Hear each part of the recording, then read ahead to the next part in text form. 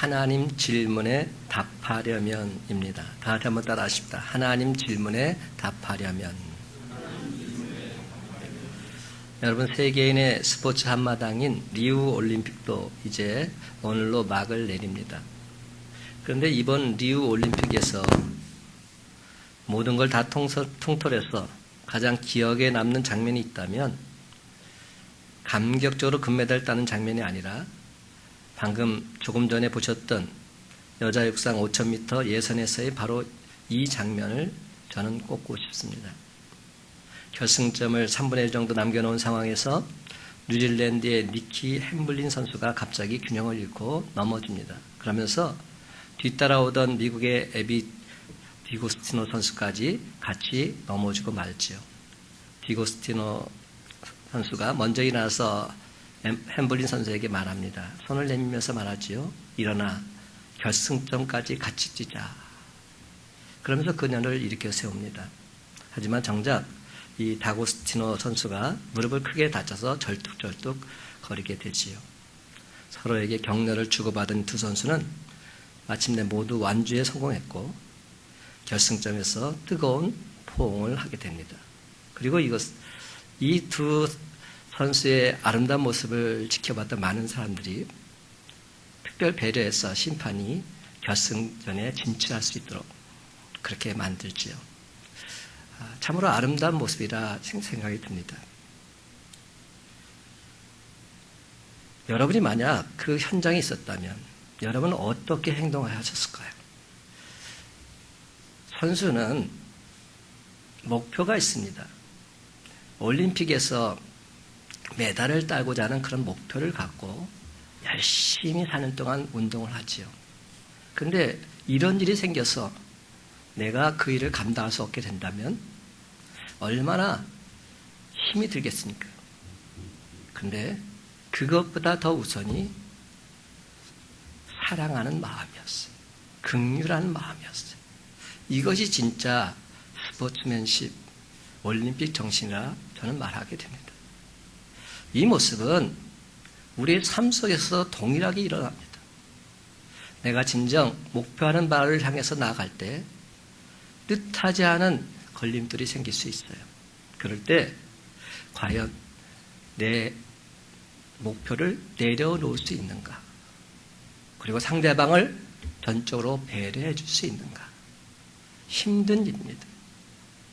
그럼에도 불구하고 오늘 시간은 주님께서 우리에게 말씀하신 질문은 뭐냐면 너는 그렇게 할 수 있느냐?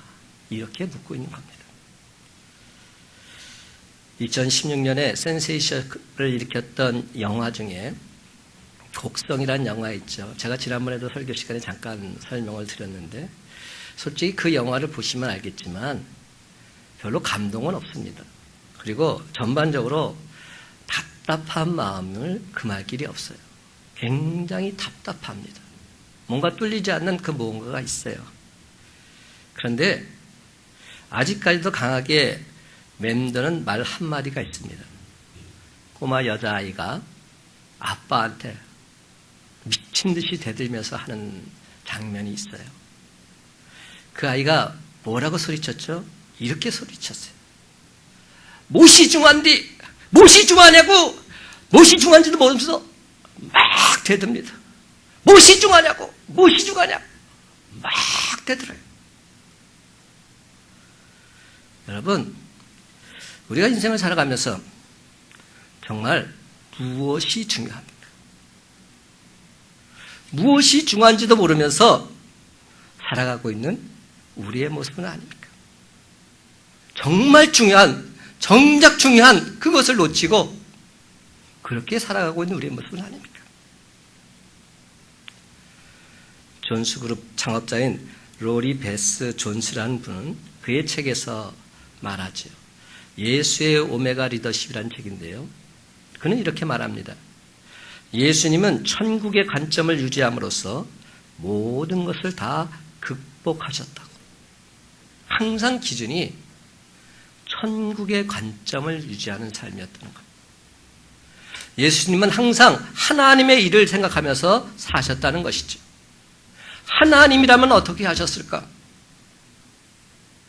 항상 그 기준이 하나님이었습니다. 예수님은 죄값으로 죽을 수밖에 없는 사람들을 위해서 몸에서 그 죄값을 치르시고 십자가에 달려 돌아가심으로써 우리에게 영원한 생명, 천국 소망을 가지도록 해주셨습니다. 그렇다면 하나님의 일이란 무엇일까요? 하나님께서 원하시는 그 일은 무엇일까요? 바로 한 생명을 살리는 일입니다. 한 생명 한 생명을 살리는 일입니다. 예수님은 자신의 고난을 통해서 온 인류의 죄악을 담당하셨습니다. 예수님이 제자들에게 몸소 당할 고난과 죽음, 그리고 부활에 대해서 말한 것 역시 제자들에게 영혼 구원, 즉 하나님의 일을 할 수 있도록 미리 준비하라는 의도이셨던 것이죠. 사랑하는 성도 여러분, 지금 고난 가운데 있으십니까? 나 혼자 고난을 극복하고 나면 그만이지? 이런 생각부터 버리시기 바랍니다. 나만 행복하면 되지? 이런 생각 버리시기 바랍니다. 여러분, 나 혼자 하나님의 누리며 살고자 했던 대표적인 경우의 사람이 누군지 아세요? 바로 요나였습니다. 그래서 어떤 분은 말하더라고요. 요나가 무슨 뜻인지 아냐고. 요놈의 나밖에 모르는 사람이라고. 나밖에 모르는 사람이 요나라고. 그는 니느웨 백성들이 구원받는 것에는 전혀 관심이 없었습니다. 그가 다니며 외친 것은 오직 이 말뿐이었어요. 40일이 지나면 니느웨는 무너지리라. 근데 여러분 그 외침을 자세히 주목해 보세요. 거기에 구원의 메시지가 없어요. 전혀 하나님에 대한 메시지가 없어요. 단지 40일 지나면 니느웨는 무너질 것이다. 객관적으로 말하고 있어요. 그의 외침에는 회개하고 구원받으라는 내용 아예 빠져 있습니다. 좀 더 정확히 말하자면 그는 니느웨 사람들 회개하고 구원받는 거 원하지 않았어요. 오히려 그들이 심판받고 멸망받기를 원했어요. 그래서 그는 3일 동안 걸어다녀서 전도해야 될 그 큰 도시를 한 번 돌아가면서 그것도 하루 만에 그냥 겉보기로 복음을 전했던 것이죠. 그냥 형식적으로 복음을 전했습니다. 40일이 지나면 니느웨는 무너질 것이다. 피상적으로 외쳤습니다. 그런데도 놀라운 일이 벌어지고 있습니다. 단 하루 동안 외쳤음에도 니느웨 온 백성들이 회개하는 일이 벌어지게 된 겁니다. 남녀노소 지고아를 막론하고 왕을 비롯해서 모든 신하들과 백성들이 다 통해 자복하고 있습니다. 그런데 하나님께서 뜻을 돌이키사 니느웨 백성을 멸망하지 않으셨습니다. 그런데 여러분, 바로 그 순간 요나가 어떤 반응을 보였을까요? 너무나도 좋아하고 기뻐했을까요? 아니죠. 절대로 그런 반응 보이지 않았습니다. 오늘 본문 1절을 보게 되면 이렇게 그의 반응을 기록하고 있어요. 요나가 매우 싫어하고 성내며 매우 싫어하고 성냈다 말하고 있습니다. 하나님의 사람 요나는 니느웨 온 백성의 회개에서 구원받게 되자 감사하고 좋아하기는커녕 매우 싫어했습니다. 기뻐하기는커녕 도리어 화를 내고 있습니다. 그리고 하나님께 이렇게 따져 묻고 있습니다. 2절과 3절 말씀입니다. 여호와께 기도하여 이르되 여호와여 내가 고국에 있을 때 이러하다 하겠다고 말씀하지 아니하였나이까? 그러므로 내가 빨리 다시스로 도망하여 싸우니 주께서는 은혜로우시며 자비로우시며 노하기를 더디하시며 인애가 크시사 뜻을 돌이켜 재앙을 내리지 아니하시는 하나님이신 줄 내가 알았음이니이다. 여호와여 원하건대 이제 내 생명을 거두어 가소서. 사는 것보다 죽는 것이 내게 나음이니이다. 죽고 싶다는 겁니다. 나 솔직히 저 니느웨 백성들 회개하고 구원받는 꼴 못 보겠다는 겁니다. 차라리 날 죽여달라는 겁니다. 이게 요나 선지자 입에서 나온 말이에요. 선지자 입에서 나온 말이 이런 말이 나왔어요. 말도 안 되는 엄청난 저주와 같은 말이 지금 나오고 있는 것이죠. 여러분, 심판받을 줄 알았던 니느웨 백성들이 회개함으로 하나님의 심판을 받지 않게 되자 요나가 엄청나게 하나님께 화를 내고 있는 겁니다. 그래서 하나님께 말합니다. 사는 것보다 죽는 게 낫습니다. 차라리 내 목숨을 거두어가 주세요. 강하게 불평불만을 털어놓고 있는 겁니다. 그래서 하나님께서 뭐라고 말씀하십니까? 4절 말씀 보면 여호와께서 이르시되 네가 성내는 것이 옳으냐 하시니라. 하나님도 화가 났어요. 야 요나야, 너 지금 화내는 게 맞아? 네가 지금 옳은 거야? 하나님께서도 화가 나셨어요. 쉽게 말하면 이런 얘기죠. 적반하장도 유분수지. 왜 네가 화를 내냐? 네가 화내는 것이 지금 옳다고 생각하냐? 이렇게 말씀하시면서 요나를 야단치고 계신 겁니다. 이쯤 되면 요나는 자신의 잘못을 깨달아 알아야만 합니다. 그러나 그는 니느웨 성 밖으로 뛰쳐나가서는 성 동쪽에 초막을 짓고 니느웨 땅을 바라보고 있습니다. 지금 뭐 하자는 겁니까? 내가 니느웨 성이 망하는 꼴을 꼭 보고야 말겠다는 겁니다.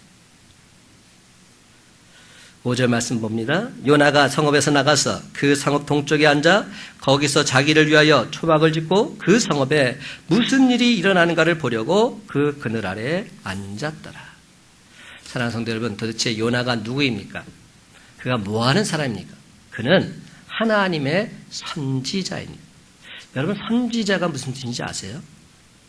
선지자는 먼저 선자고요, 알지자인데요.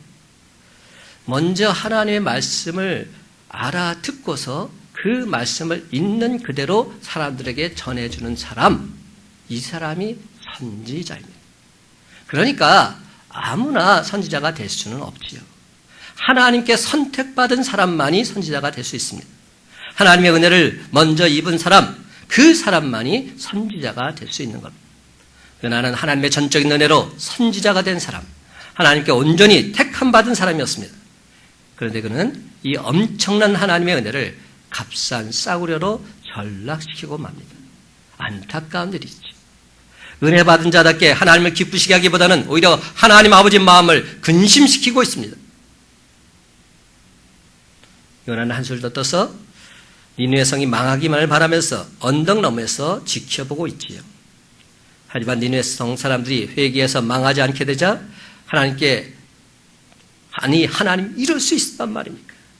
하나님 왜 저들을 멸망시키지 않으십니까? 따져 묻고 있습니다. 저는 그 따져 묻는 장면 중에서 9절 말씀 보면서 참 놀랐어요. 9절에 이런 게 있습니다. 하나님이 요나에게 이르시되 내가 이 박넝쿨로 말미암아 성내는 것이 어찌 옳으냐 하시니 그가 대답하되 내가 성내어 죽기까지 할지라도 옳으니이다. 팍팍 대들고 하나님께 내가 성내어 죽기까지 할지라도 나는 틀리지 않았습니다. 하나님 당신이 틀렸습니다. 어휴, 이렇게 대들고 있는 겁니다. 여러분, 이것이 선지자라는 사람의 입에서 나온 말이에요. 여러분, 사람은 신이 아니잖아요. 하나님이 아니잖아요. 사람은 이렇게 될 수 있더라니까요. 요나 같은 선지자의 입에서도 이런 말이 나왔는데 우리 입에서도 이런 말이 안 나올 수 있습니까? 나와요. 순간적으로 하나님을 향해서 이렇게 대들었던 요나의 모습이 우리에게도 똑같이 있을 수 있다는 것이죠. 요나는 또다시 원망합니다. 하나님, 왜 니느웨는 멸망시키지 않고 왜 애꿎은 박넓풀만 죽이십니까? 그때 하나님께서는 이렇게 반문하시지요. 너는 이 하찮은 박넝쿨을 아끼면서 니느웨 성에는 좌우를 분별하지 못하는 자가 12만여 명이요 육축도 많이 있는데 내가 아끼는 게 당연한 것이 아니냐. 쉽게 말하자면 이런 표현이죠. 요나야, 너 지금 박넝쿨 사라진 걸 무척 아쉬워하는데 그 박넝쿨 네가 심었냐? 네가 가꿨냐? 네가 심지도 않고 가꾸지도 않은 박넝쿨 이토록 아까워하면서 왜 사람들의 영혼은 귀하게 여기지 않냐? 이 니느웨 성에는 아직까지 구원받지 못한 사람이 12만 명이나 되고 또 가축들도 많이 있는데 내가 그들을 어찌 아끼지 않을 수 있겠냐. 이것이 마지막 요나서 끝절의 메시지입니다. 이렇게 끝나고 있어요. 근데 이 하나님의 질문은 요나를 향한 질문이면서도 우리들을 향한 질문입니다. 저와 여러분을 향한 질문인 것이죠. 요나서는 다른 성경과는 달리 하나님께서 이렇게 질문하고 있는 것으로 끝나고 있습니다. 그러니까 요즘 말로 말하자면 열린 결말이죠. 아직 결말이 안 난 겁니다. 오픈해 놓은 겁니다. 그 결말의 답은 누가 써야 됩니까? 바로 저와 여러분이 써야 되는 것이죠. 사랑하는 성도 여러분, 오늘 시간 하나님께서 주신 이 질문에 우리는 온전하게 대답할 수 있어야 합니다. 그렇다면 요나의 잘못된 관심은 무엇이었을까요? 하나님 질문에 온전히 대답하려면 우리는 과연 무엇부터 고쳐나가야 될까요? 제일 먼저 우리가 고쳐나갈 부분이 이 부분입니다. 나만 아는 이기주의 극복해 나가야 합니다. 나 중심의 삶 극복해 나가야 됩니다. 한번 따라 하십시다. 이기주의를 극복해야 합니다. 1절과 2절 말씀 함께 있습니다. 시작. 요나가 매우 싫어하고 성내며 여호와께 기도하여 이르되 여호와여 내가 고국에 있을 때에 이러하겠다고 말씀하지 아니하였나이까? 그러므로 내가 빨리 다시스로 도망하여 싸우니 주께서는 은혜로우시며 자비로우시며 노하기를 더디하시며 인애가 크시사 뜻을 돌이켜 재앙을 내리지 아니하시는 하나님이신 줄을 내가 알았음이니이다. 여러분, 요나는 지금 어떤 생각이에요? 자기 생각만 주장하고 있어요. 자기 민족을 힘들게 하고 있는 적대 국가, 니느웨 성읍, 저 백성들 다 멸망받아 싸다 이렇게 말하고 있죠. 반드시 저들은 심판받아야 됩니다. 이런 생각이 귀에 내려서 없어지지 않았습니다. 감난산에서 예루살렘 성을 바라보면서 눈물을 흘리시던 예수님의 모습과 요나의 모습은 너무나도 정반대의 모습인 겁니다. 지금 요나는 이기주의의 전형적인 모습을 보여주고 있는 겁니다. 그런데 우리는 어떠합니까? 혹시 우리도 요나처럼 나 자신만을 생각하고 자기 자녀, 자기 남편, 자기 아내만을 생각하고 있는 그러한 이기주의자의 모습은 아닙니까? 중국의 워츠만리는 우리가 이기주의에 빠지게 되면 5가지 병적인 결과가 나타난다고 말했습니다. 제일 먼저 이기주의에 빠진 사람 모습 속에 나타난 것이 뭔지 아세요? 제일 첫 번째는 유별나게 주관적인 사람이 된다는 겁니다. 유별나게 주관적인 사람. 물론 주관적인 건 중요합니다. 근데 좀 도가 지나친다는 거죠. 누가 자기의 생각이나 주장을 반대하면 도무지 참지를 못합니다. 자기가 내세운 주장은 반드시 통과되어야 되고 실행되어야만 직성이 풀립니다. 그렇지 않으면 노발대발 이만저만 화를 내는 게 아닙니다. 이게 이기주의자의 첫 번째 모습인 겁니다. 두 번째는 지나친 우월주의자가 된다고 합니다. 지나친 우월주의자. 다른 사람들이 자기를 우러러보고 존경해주고 칭찬해주기를 원합니다. 그러다가 누가 자기를 알아주지 않거나 칭찬해주지 않으면 대단히 화를 내거나 이내 곧 좌절에 빠지고 맙니다. 세 번째는 자기 도취에 빠진 자입니다. 다른 사람이 자기보다 높아지는 것을 원하지 않고 자기만 더 높이 올라가려고 합니다. 누가 실패하면 즐거워하고 누가 성공하면 못마땅해서 우울해하고 화가 나서 견디지를 못합니다. 네 번째는 자기 애에 빠진 자, 셀프러브라죠. 자기 사랑에 흠뻑 빠진 사람을. 자기만을 너무 사랑한 나머지 다른 사람들의 일에는 전혀 관심도 없고 도우려고 하지도 않습니다. 누가 눈물로 하소연을 해도 상대방 말을 뚝 잘라버립니다. 자기 이야기만 계속합니다. 가만히 들어보면 모두가 다 지자랑이에요. 지잘난 맛에 하는 말이에요. 다섯 번째는 세상 물질을 지나치게 사랑하는 자가 된다는 거죠. 영적인 문제나 도덕적인 문제는 관심이 없습니다. 그런 이야기를 하면 하품만 하고 졸기 시작합니다. 제가 설교할 때마다 느끼는 건데 설교 시간 되면 꼭 이렇게 갑자기 그 졸음 모드로 들어가신 분들이 있어요. 여러분, 그런 분들의 모습 속에서도 이런 것들이 좀 나타난다고 볼 수 있어요. 근데 어떤 이야기하면 눈을 반짝 뜨는지 아세요? 돈 이야기하면. 갑자기 이렇게 관심도 없다가도 돈 얘기 딱 하면 갑자기 눈이 동그래져. 뭐야! 열을 올리지요. 다른 것에는 크게 화를 내지 않아도 물질을 조금이라도 손해를 보게 되면 핏대를 올리면서 흥분합니다. 네가 나한테 그럴 수 있냐고. 그런데 여러분, 요즘 세상이 이런 사람들로 넘쳐나는 것 같습니다. 이처럼 자기만 아는 사람들이 저는 너무나도 싫습니다. 여러분, 앞에서 언급한 5가지는 다 이기주의가 가져온 병폐들이죠.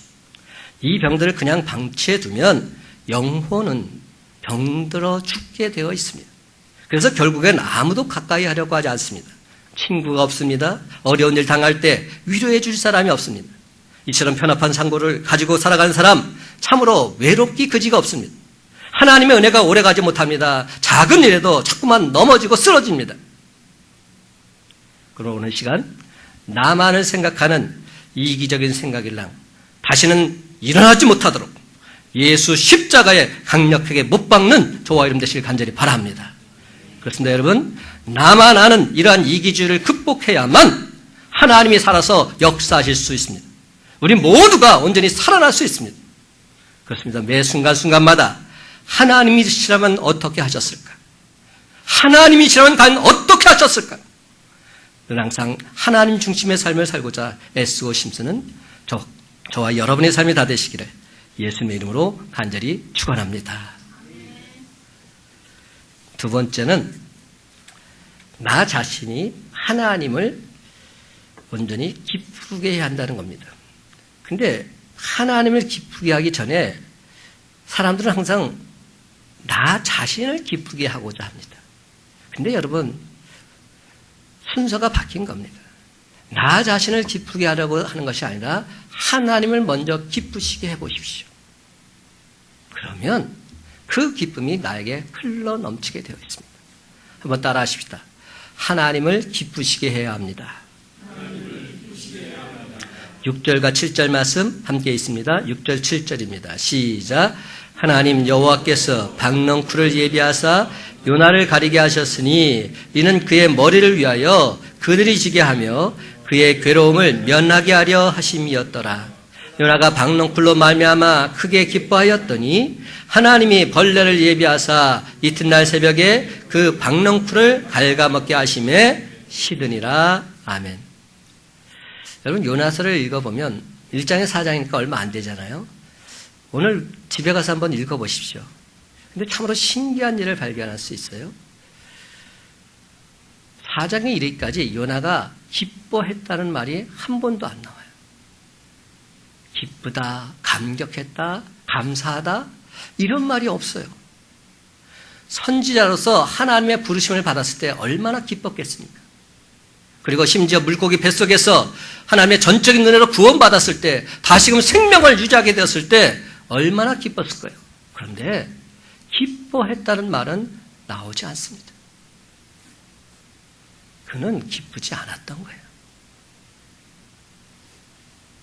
하나님 입장에서 원망과 불평이 계속 나오고 있어요. 마지못해서 하나님 말씀에 불순종하면 잘못될까 봐 그냥 하기는 하는데 억지로 하고 있는 겁니다. 그런데 놀랍게도 4장 6절에 이르러서 요나가 기뻐했다는 말 나오고 있어요. 이유는 뭔지 아세요? 뜨거운 태양볕을 가려서 그늘을 만들어준 박넝쿨 때문에 기뻐했다 말합니다. 요즘 같은 여름 더운 철에 햇볕이 쫙쫙 비치고 있는데 요나가 안쓰러워서 하나님께서 박넝쿨을 자라게 하셔서 그늘을 만들어 주신 거죠. 요나는 이 박넝쿨 때문에 기뻐했던 겁니다. 오늘 본문을 보면 보통 기뻐한 것도 아니고 크게 기뻐했다 이렇게 말하고 있습니다. 참으로 아이러니한 일입니다. 요나는 선지자 아닙니까? 선지자라면 어떤 일에 기뻐해야 됩니까? 영혼이 구원받는 일에 기뻐하고 감격해야죠. 근데 그는 기뻐하지 않습니다. 지금 한두 사람 구원받는 게 아닙니다. 당대 최대의 도시 가운데 하나였던 니느웨 성읍 전체가 하나님 앞으로 돌아오는 기적 같은 역사가 일어나고 있는 겁니다. 그래도 요나는 전혀 기쁘지가 않은 겁니다. 그러던 요나가 자기 머리에 그늘을 만들어준 박넝쿨 하나 때문에 이렇게 기뻐하고 있는 겁니다. 사랑하는 성도 여러분, 가치관이 전도되고 영혼이 바로 서지 못하면 무엇을 보고 기뻐해야 되는지, 무엇을 보고 슬퍼해야 되는지 아예 바른 판단력을 잃어버리게 되고 마는 것이죠. 그렇습니다, 여러분.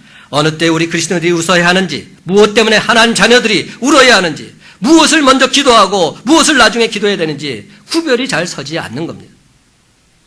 더 쉽게 이야기하면 통장이 늘어나고 재산이 불어나는 것 같은 내 개인의 편리와 안위를 위한 것에는 비록 그것이 작은 것이라 할지라도 크게 기뻐하지만, 나와 직접적인 상관은 없지만 그래도 너무나도 중요한 영혼구원 같은 일에는 아예 관심조차 보이지 않는 겁니다. 여러분, 우리 믿는 자들이 그저 한 끼 맛있는 음식 먹고 행복하면서 내일은 무엇을 사고 무엇을 장만해야 할지 이런 것에만 온통 정신을 빼앗기고 살아간다면 그가 진정 세상 사람들과 무엇이 다를 바가 있단 말입니다. 똑같지 않아요? 아니, 더 나쁘지요. 하나님을 이용하는 모습, 더 잘못된 것이지요.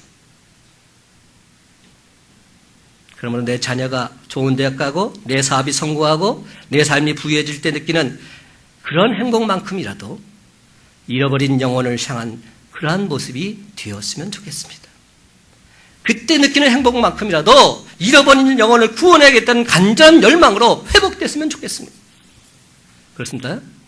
오늘날 우리 가슴에 진정이 있어야 할 것을 하나님께서는 지금 요나에게 질문 형식을 통해서 다시금 우리들에게 묻고 계신 겁니다. 너는 과연 무엇이 옳다고 생각하냐? 묻고 있는 것이죠. 그러므로 오늘 시간 저와 여러분에게 영혼 구원의 열정이 다 사라져버렸다면 하나님 아버지께 이렇게 기도드렸으면 좋겠습니다. 하나님, 내 속에는 하나님 아버지의 마음이 없습니다. 전도해야 될 영혼들이 내 가슴속에 자리 잡고 있지 못합니다. 내가 만나는 사람은 수도 없이 많은데 내가 전도해야겠다고 생각한 사람 한 사람도 없습니다. 잃어버린 영혼이 돌아올 때 천국 잔치를 베풀어 주시는 하나님 아버지의 마음을 전혀 생각하지 않고서 그냥 그렇게 살아왔습니다. 주님, 용서해 주시옵소서. 나에게 잃어버린 영혼을 사랑하는 하나님 아버지의 마음을 동일하게 부어 주시옵소서. 사랑하는 성도 여러분, 여러분의 삶에는 무엇이 진정 기쁨의 원천이 되고 계십니까? 하나님이 기뻐하시는 그것이 여러분의 기쁨이 되시길 바랍니다. 하나님이 행복해 하시는 그 일을 기쁘게 감당함으로 여러분 또한 하나님의 행복을 느끼며 살아가는 우리 삶이 되길 간절히 소망합니다. 여러분, 박넝쿨이 뜨거운 햇볕 아래 있는 유나에게 도움을 준 건 사실이지요. 그런데 여러분, 박넝쿨은 한계가 있었다는 사실을 아십니까? 잠깐은 안식을 주고 기쁨을 주었을지 모르지만 벌레가 그 줄기를 깎아먹자 그 박넝쿨은 이내 곧 시들어버리고 말았습니다. 그러면 여러분, 이 또한 영적인 의미가 담겨 있습니다. 박넝쿨이 하찮은 벌레 때문에 시들어 죽은 것처럼 세상에 존재하는 모든 쾌락과 만족 순간적으로 다 지나가 버리는 것이라는, 이 땅의 것은 영원하지 않다는 겁니다. 한계가 있다는 겁니다. 요나에게 시원한 그늘을 제공해준 박넝쿨이 하룻밤 사이에 시들어버린 것처럼 우리 또한 언젠가는 이 땅의 것을 다 내려놓고 이 세상을 떠나게 되어 있습니다. 그럴진데 썩어 없어질 이 땅의 것이 아니라 하늘에 있는 영원한 것을 사모하며 살아가는 저와 여러분의 삶이 되시기를 간절히 소망합니다. 영원을 사모하는 삶, 이것이 진정 하나님을 기쁘시게 하는 삶인 것이죠. 사랑하는 성도 여러분, 이제부터는 하나님이 원하시고 기뻐하시는 것을 우리도 진정 소원하고 기뻐함으로 말미암아 세상이 줄 수 없는 참된 행복을 누리며 살아가는 저와 여러분의 삶이 다 되시기를 예수님의 이름으로 간절히 축원합니다. 마지막 세 번째로, 세상 관심이 아니라 하나님의 마음을 알아야 한다는 것이죠. 하나님의 관심이 무엇인지 깨달아 알아야 한다는 겁니다. 한번 따라 하십시다. 하나님의 마음을 알아야 합니다. 10절과 11절 말씀 함께 있습니다. 시작. 여호와께서 이르시되 내가 수고도 아니하였고 재배도 아니하였고 하룻밤에 났다가 하룻밤에 말라버린 이 박넝쿨을 아꼈거든 하물며 이 큰 성읍 니느웨에는 좌우를 분별하지 못하는 자가 12만여 명이요 가축도 많이 있나니 내가 어찌 아끼지 아니하겠느냐 하시니라. 아멘. 여러분, 하나님의 관심은 니느웨 사람들이었습니다. 하나님의 관심은 요나가 소중히 여겼던 박넝쿨이 아닙니다. 좌우를 분별하지 못했던 니느웨 사람들이 하나님의 관심이었습니다. 물론 하나님께서는 사람들에 대해서만 관심을 갖고 계신 것 아닙니다. 11절을 보면 하나님께서는 보잘것없는 가축들의 생명까지도 관심을 보이고 계십니다. 하지만 가축들보다는 사람들에게 훨씬 더 가치를 두고 계시지요. 왜 그것을 제가 자신 있게 말씀드릴 수 있냐 하면 가축에 대해서는 숫자를 세지 않은 반면에 사람들에 대해서는 일일이 숫자를 세고 계셨음을 보고 알 수 있습니다. 니느웨에 있는 사람들이 12만 명이다. 분명히 말씀하고 있어요. 이 말이 무슨 뜻인지 아세요? 한 사람 한 사람의 영혼을 하나님께서 다 알고 계신다는 겁니다. 하나님께서는 좌우를 분별하지 못하는 자들, 영적인 분별력이 없어서 니느웨에서 방황하고 있는 영혼들에 대해서 진정 관심을 갖고 계셨던 것이죠. 그리고 마침내 그 영혼들이 통해 자복하자 너무나도 기뻐하시며 당신의 뜻을 돌이키고 계십니다. 그렇습니다, 여러분. 우리 주님은 한 영혼이 회개하고 돌아오면 너무나도 기뻐하실 뿐만 아니라 당신의 뜻까지도 돌이키시는 분인 줄 믿으시기 바랍니다. 하나님 아버지 뜻이 있다 할지라도 사랑하는 아들과 딸들이 주님 앞으로 돌아오는 순간 그 뜻조차도 돌이키시는 분이 하나님이십니다. 그렇습니다, 여러분. 예수님의 공생의 기간 동안 우리 주님이 크게 기뻐하셨던 순간도 보게 되면 바로 영혼이 구원받는 그러한 순간들이었어요. 누가복음 10장 21절에 보면 그때 예수께서 성령으로 기뻐하사 이런 말이 나옵니다. 그때가 언제인지 아세요? 예수님의 70명의 제자들이 복음을 전파하고 복음 전파의 결과를 주님께 보고할 때입니다. 70명의 제자들이 복음을 증거하고 돌아서 이렇게 말합니다. 예수님, 우리가 주님께서 분부하신 대로 나가서 복음을 전했는데 사람들이 다 예수님 믿고 주님 앞으로 돌아왔습니다. 예수님으로 귀신에게 명령했더니 귀신들이 다 물러가고 깨끗이 나음받았습니다. 이런 복을 할 때 예수님은 너무나도 크게 기뻐하셨어요. 그런데 예수님께서는 우리가 복음을 전함으로 한 영혼 한 영혼이 구원받게 되면 너무나도 기뻐하십니다. 영혼 구원. 이것보다 더 주님께서 기뻐하신 일은 아무것도 없습니다. 그런데 여러분, 요즘 우리들의 관심사는 과연 무엇입니까? 여러분의 관심사는 무엇입니까? 물질입니까? 건강입니까? 아니면 자식입니까? 그 무엇이 저와 여러분의 최대 관심사이십니까?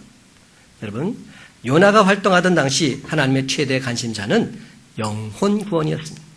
이는 지금도 변함이 없습니다. 하나님의 최대 관심사는 우리 인간 한 명 한 명 한 생명이라도 더 구원하시는 것입니다. 사랑하는 성도 여러분, 진정 성공적인 인생을 살고 싶으십니까?